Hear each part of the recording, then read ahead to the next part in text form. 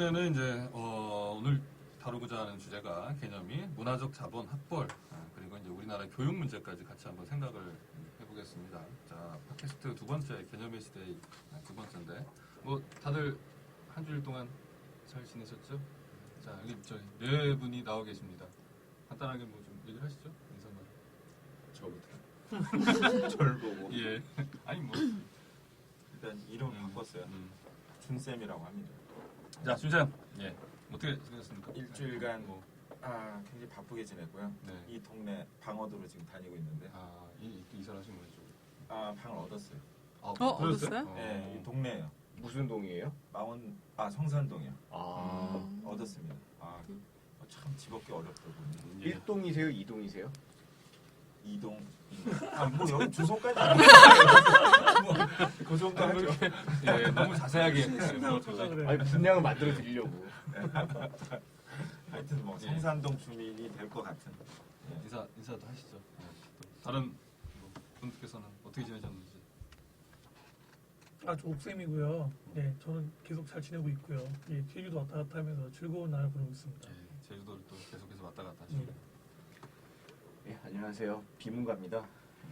일주일간 육아에 매진하면서 아이와 뒹굴면서 지내고 있습니다. 비문가 분은 얼굴이 되게 좋아지셨는데 아까보다? 아까보다? 네, 좀 잠이 좀 깼어요.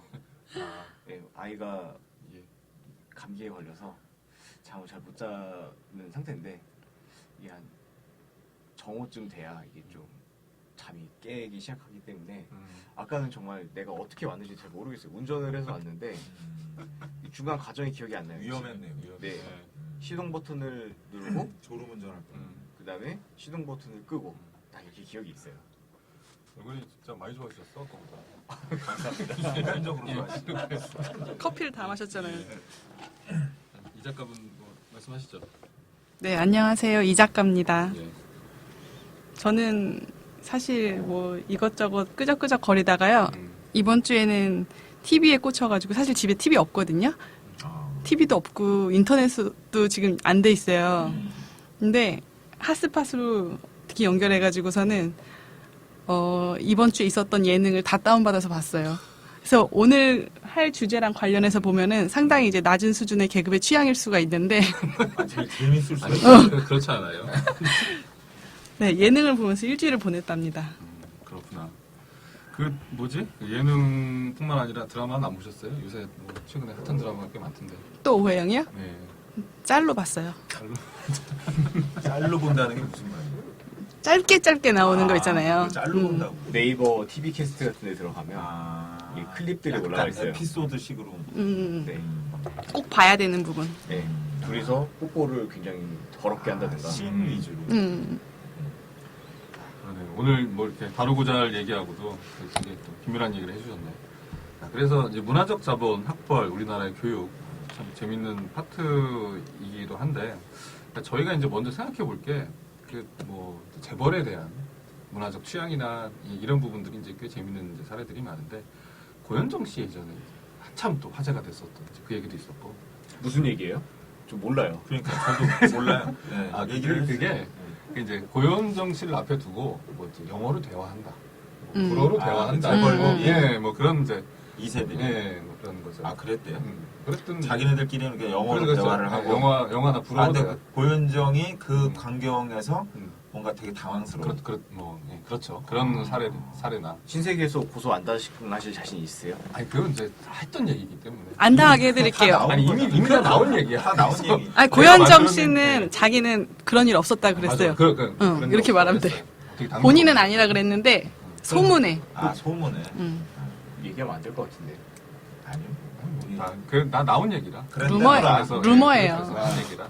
그런 얘기가 돌더라. 그렇죠. 이러면 되는 거야. 네. 그리고 뭐 최근에는 이제 뭐 그 삼성과의 또그 이혼 사례 뭐 이런 것도 있잖아요. 그런 되게 저희가 모르는 거, 일반 사람들이 모르는 거에 대해서 되게 이제 궁금해했던 그런 부분들을 이제 많이 갖고 있죠.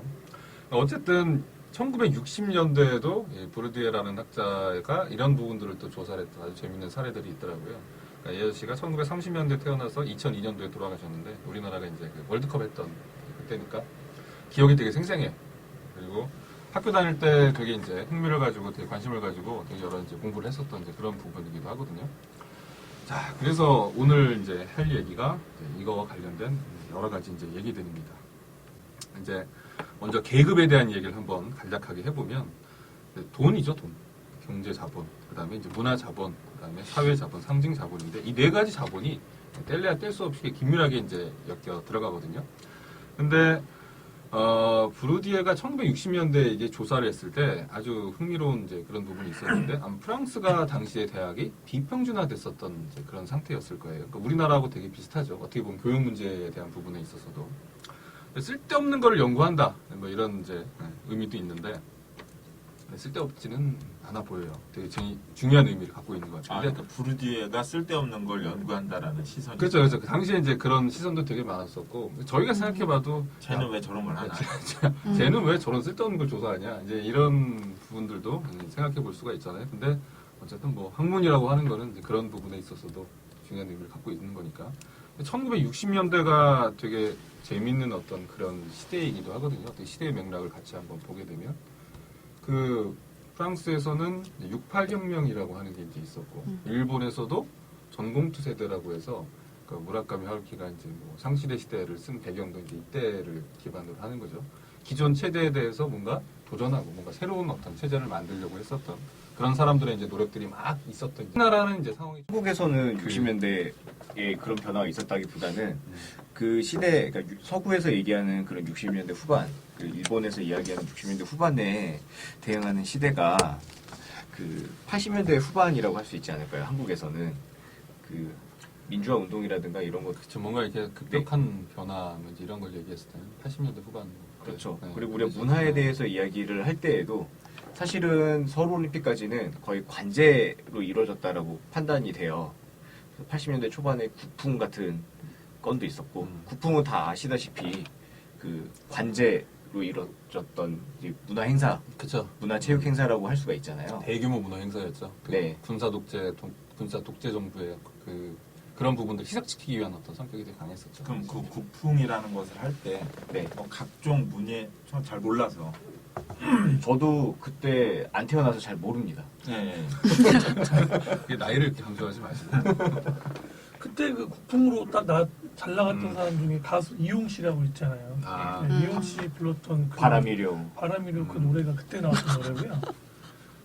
저 그때 전 초등학교 다닐 때인데 예, 기억납니다. 여의도 광장에 때로 모여가지고 막 뭐 이것저것 음식 구워 먹으면서 여러 가지 행사 열리는 행사 가서 그런 거 참여하고 그 페스티벌인데 우리 입장에서 봐서 페스티벌인데 원래 그런 게 없었단 말이에요.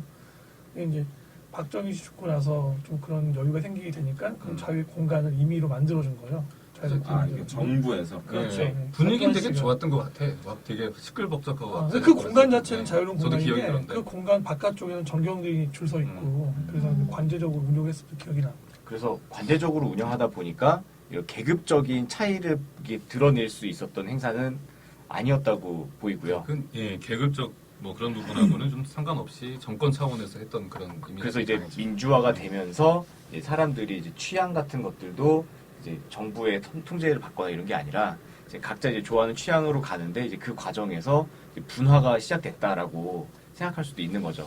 어쩌면 이제 그 전에도 분명히 계급적인 차이는 있었겠지만 이런 것들이 가시적으로 보인 거는 이제 80년대 후반 이후가 아닐까라고 예, 좀 생각을 해봅니다. 그 경제적으로 일단 뭔가 좀 먹고 살만해야 되죠. 그래야 이제 이런 부분들도 나오게 되는데 60년대의 프랑스나든가 아니면 다른 나라들이 이제 이런 부분에서 뭔가 이런 운동이 있었다고 하는 거는 말하자면 이제 어느 정도까지는 그 경제적인 성취가 뒤따랐었던 그런 부분이 있었던 거죠, 말하자면. 그러니까 브루디에가 이야기했었던 그때도 비슷한 시기에 모드리아르도 비슷한 얘기를 하게 되는데 보게 되면 소비의 사회 이야기할 때 전제가 되는 게 뭐냐면 프랑스 사회가 대중 소비 사회에 접어들었고 대다수의 가정에서 컬러 TV를 볼 수 있게 되고 냉장고가 있게 되고 또 자동차를 이용해서 스스로 자발적으로 바캉스를 갈 수 있는 그런 행위가 이제 60년대가 형성이 되게 되거든요. 그런 면들에서 봤을 때 그런 내용들을 근거로 한 시민들의 새로운 형태의 문화에 대한 욕구나 욕망들이 나타나게 되고 프랑스나 유럽 같은 경우는 원래 기본적으로 귀족, 걔네가 신분제가 되게 강했잖아요. 귀족이라고 하는 개념이 남아있고 지금도 영국 같은 경우는 훌륭한 일하면은 뭐 자기를 주니까 또 자기를 받는 평민들이 다 그것에 대해서 감사하게 생각하잖아요. 예를 들면 뭐 그 축구 감독 같은 경우에 그 퍼거슨 같은 경우도 써 받으면 되게 감사하게 생각하잖아요. 그런 문화들이 있는 것 같아요. 일면적으로는 노동자 계급으로 갖는 계급적인 그런 자부심도 있지만 반대급부로는 또 그런 귀족이나 그런 자규에 대한 어떻게 보면 흠모? 내면적으로 좀 이런 배반적이긴 한데 그런 면들이 그들이 갖고 있는 차이인 것 같아요. 우리는 약간 그런 게 좀 덜한 편이라서 사실은. 제가 봤을 때는 아까 6.8 관련된 이야기를 했는데 이제 그런 면들을 단순하게 문화적인 뭐 그냥 상위적인 형태의 생각을 하는 것보다는 좀 더 기본 경제에 관련되어 있는 내용들로 설명을 할 수 있을 거라고 생각을 하거든요. 그러니까 먹고 살만할 정도 됐기 때문에 문화에 대한 이야기도 가능했었던 부분도 있고 또 그 당대에 대한 내용과 우리도 약간 차이가 좀 나는데 예를 들어서 68년도에 유럽 같은 경우는 뭐 자본주의 체제적인 면에 대한 것들이 분화되는 시기라고 볼 수 있잖아요. 여러 가지 이제 욕망, 욕구에 대한 내용이 다양하게 분화가 되는데 우리 같은 경우는 그런 게 아니라 최대 내적으로 강화됐던 시기이고 우리 65년도에 우리 한국하고 일본이랑 뭐 수교를 했던 내용들도 사실은 자본주의 체제를 강화시키려는 의도로서 했던 거지 우리나 일본이 원해서 했다는 아니었던 거잖아요. 또 마찬가지로 60년대 후반, 68년도, 69년도 월남전 파병 갔을 때거든요. 우리는 그때 체제를 수호하기 위해서 그런 면에서 뭐 유럽이나 미국이 갖고 있었던 히피 문화라든지 68세들이 갖고 있던 그런 다양성에 대한 욕구와 다르게 자본주의 체제에 더 함몰됐던 그런 시기였기 때문에 그런 면에서 동일하게 볼 수는 없겠다 그런 생각이 들어요. 그렇죠. 우리나라하고 서구의 1960년대하고는 좀 어떤 그런 부분에 있어서의 차이는 좀 있는 거죠, 말하자면. 그런 면에서도 어떤 시대하고 되게 밀접하게 연관이 되고 20년 정도의 어떤 차이를 보이네요. 우리나라 같은 경우는 아까 말씀하셨던 것 80년대 이후의 어떤 그런 부분으로 보이니까 물론 너무 단순화시켜서 얘기할 수는 없겠지만 뭐 그런 사이에 대한 부분들은 생각해 볼 수가 있을 것 같아요. 그럼 근대에 관련되어 있는 내용도 일반화시켜서 많이 이야기를 하는데 사실은 그들이 갖고 있는 역사나 또 다른 세계의 역사나 다른 거잖아요. 그러니까 근대가 이루어지려면 기본적으로 우리가 뭐 두 가지 에피소드 사건이 있어야 되는데 뭐 산업혁명이나 시민혁명이나 그런 계기를 통해서 일어나는 하지만 실제로 그걸 경험했던 나라들은 뭐 미국이나 영국, 프랑스, 뭐 네덜란드 정도를 제외하면 없었기 때문에 근데 없는데도 우리가 이걸 되게 일반적으로 보편적인 식으로 이야기를 하잖아요. 그러니까 저는 20세기에 대한 내용도 그런 것들에 대한 내용이 확산된 걸 보기 때문에 그런 차이에 대한 내용들을 정확히 짚어주는 것이 되게 중요하다고 보고 그 면에서 동일한 뭐 시간이나 공간의 영역 안에 있지만 차별적이다라고 인식을 해야 되고 그 부분에서 브로디에가 말하는 문화적 자본에 대한 얘기가 되게 의미가 있다고 생각을 해요. 근데 이쯤에서 궁금한 게 그러면은 그 사회적으로 확 변화가 됐던 시기가 이제 일본이나 프랑스는 60년대잖아요. 그렇죠. 그럼 그게 이제 브루디에한테 어떻게 이제 중요한 건가요? 그 시기가.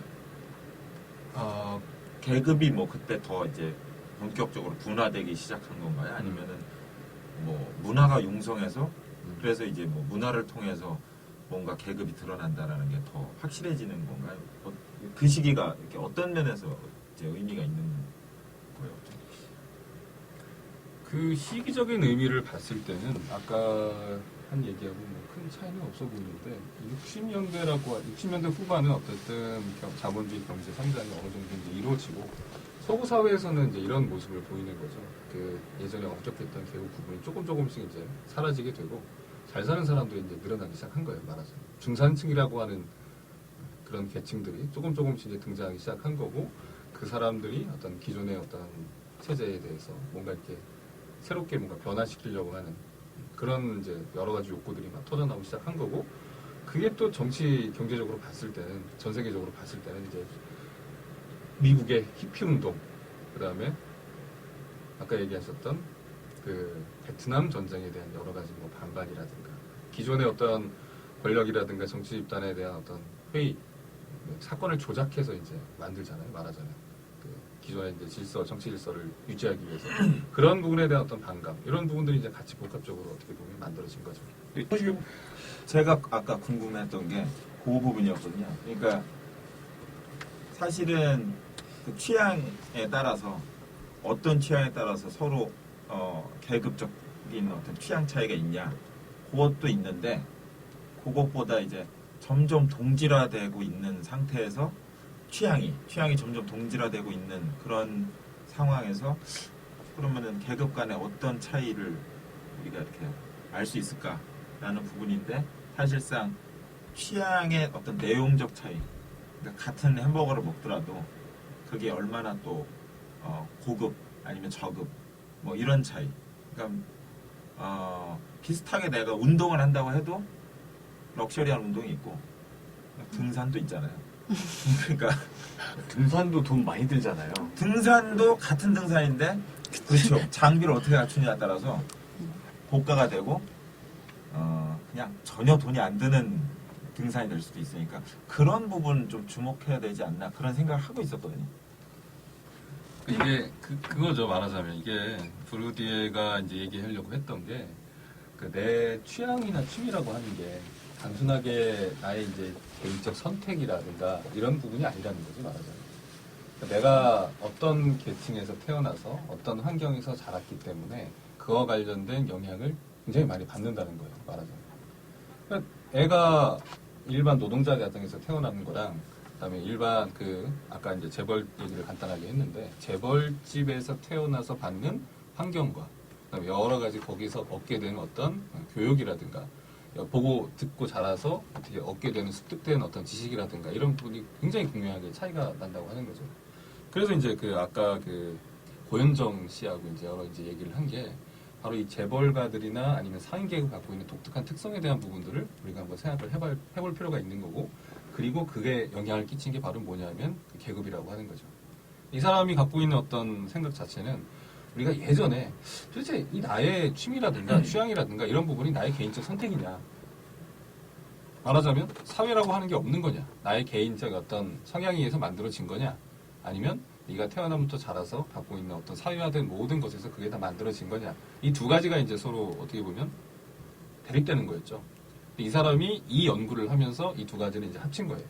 네가 갖고 있는 거는 말하자면 사회가 만든 거이기도 하고, 그다음에 네가 스스로 뭔가 선택을 했다고 여기는 건데 그게 사회 구조에 의해서 어떻게 보면 일정 부분 습득이 된 거고 네가 태어난 환경에 의해서 만들어진 거다라고 하는 어떤 새로운 형태의 의미를 우리한테 이제 제시를 한 거죠. 그럼 개인적인 차원에서의 자기 취미나 취향도 인정을 한 건가요?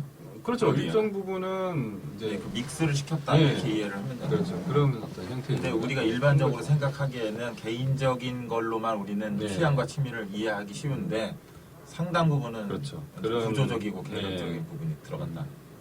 근데 그거를 잘 알 수 있는 게 영화가 이제 있잖아요. 빌리 엘리엇이라는 영화를 보면 그 한 어린 아이가, 남자 아이가 발레린으로 성장하는 성장 영화인데, 그 아이가 어려서 태어나서 자란 지역은 탄광촌이고 그 지역에 있는 모든 사람들은 다 광부고, 자기 아버지도 당연히 그 광부가 갖는 그런 이미지가 있잖아요. 사내다운 사람, 복싱을 해야 되고.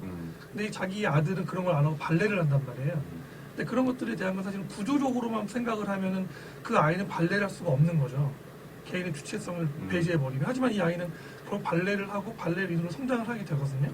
근데 동시에 이 아이는 발레린으로 되지만, 하지만 사실 일반적인 사람들은 거기서 발레를 하기가 어렵다는 거예요. 어렵고 그 영화를 보게 되면 그 아버지가 나중에는 그 광산 노조가 파업을 했는데 그 아버지는 파업에 동참하지 않고, 원래 굉장히 강성 노조 사람인데 파업에 동참하지 않고 광산에 들어갑니다. 탈을 캐러. 왜 들어가느냐? 자기 아들 발레 연습비를 벌기 위해 들어가는 거예요. 그러니까 이런 내용들 보면 구조에 대한 내용과 개인의 취향에 대한 내용들이 굉장히 복합적으로 연결되어 있다고 볼 수 있고, 그 내용이 사실은 브루디에가 이야기하는 것처럼 단순하게 구조가 다 결정하거나 개인 주체 관념적인 형태 결정성이 아니다라는 걸 잘 보여주는 사례인 것 같아요.